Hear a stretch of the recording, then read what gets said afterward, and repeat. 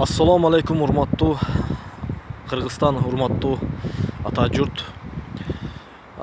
Мен ушул ата журттун уулу катары кечеги болуп аткан митинг жана ушу Кытай көйгөйү жөнүндө бир аз оюмду айткым келди. Анткени мен да ушул кыргыз элинин уулумун.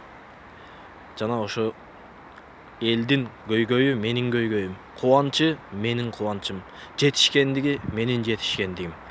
Урматтуу кыргыз элим, кечеги болуп аткан окуяларды көрүп турсам, чындыгында зээним кейит. Бизде ата бабабыздан калган нарк, насил, дин, ыйман, адеп, ахлак деген нерсе бар. Анткени кечеги чогулуштардагы болуп аткан элдин немелерин көрүп атабыз.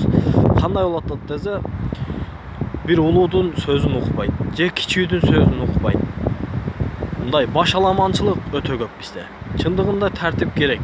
Тартипсиз мамлекет өнүкпөйт. Биз кечеги Кытай маселесинде кантишибиз керек десе, мен жеке оюмду айткым келип атат. Жеке оюм, урматтуу кыргыз элим, ушул Кытай мамлекетинен кирип келип аткан товарларга биз бойкот жарыялашыбыз керек. Жана аксакалдардын сөзүн угушубуз керек. Улууду урмат кылышыбыз керек. Кичүүдү ызат кылышыбыз керек. Кичүүгө ишеним арттырышыбыз керек.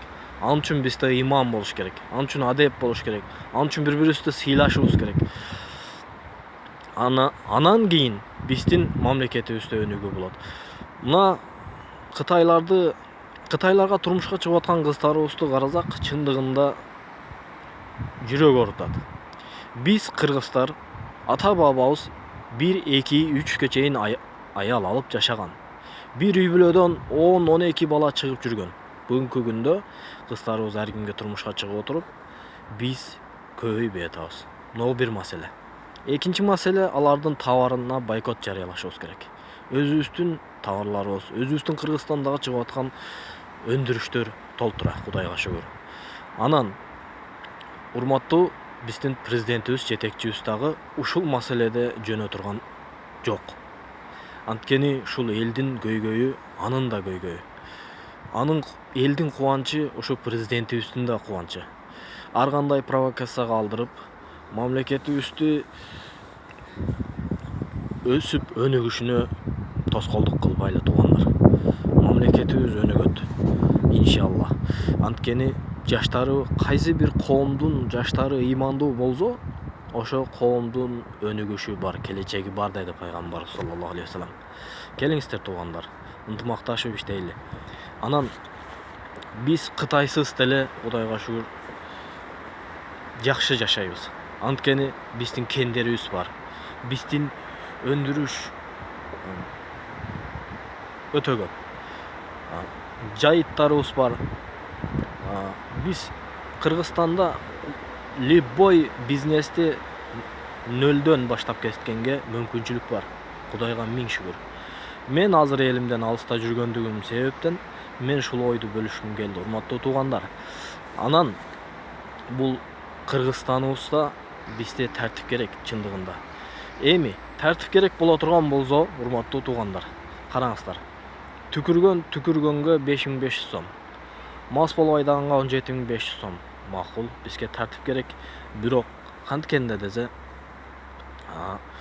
бизге ошол мыйзам иштеп чыгып аткан урматтуу өкмөт башчылар, тартипти кароочулар эмне кылып атат десе,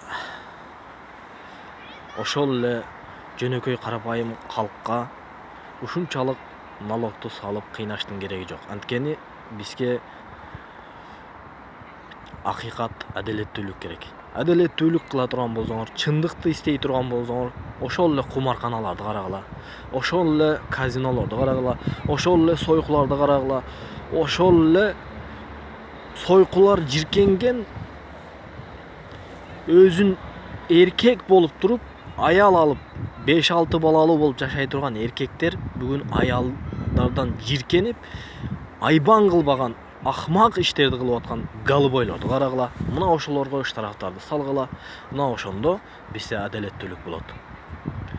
Биз качан ынтымакка келебиз. Мына ошондо бизде өнүгүү болот.